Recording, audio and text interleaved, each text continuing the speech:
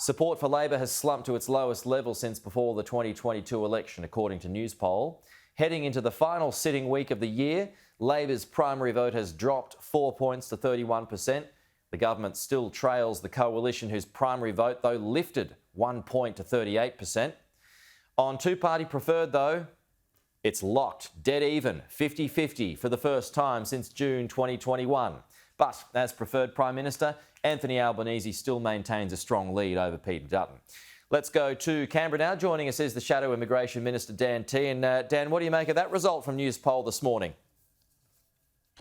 Well, Pete, our focus is on making sure that the government gets its priorities right. It's had its priorities wrong for the last 18 months, and our focus is making sure that they're focused on cost of living, keeping our borders safe, fixing this immigration debacle following the release of these detainees, and making sure that their ministers know what they're doing.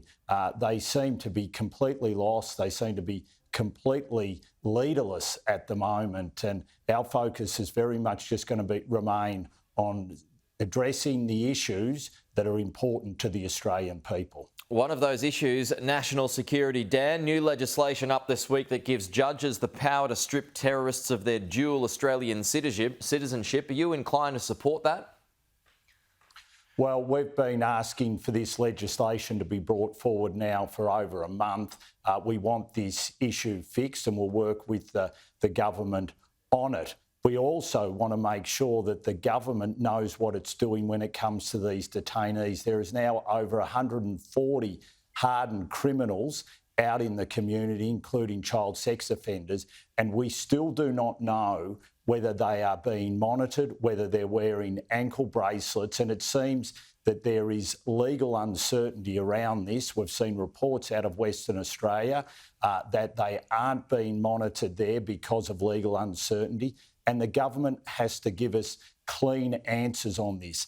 Are these 140 hardened criminals, including child sex offenders, all wearing ankle bracelets, and are they being monitored?